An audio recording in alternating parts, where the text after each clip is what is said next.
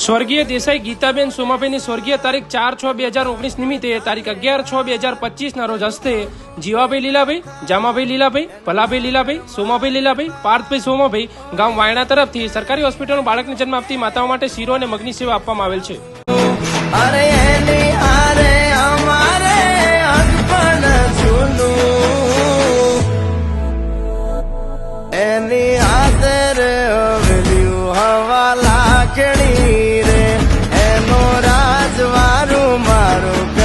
કોણ જી રે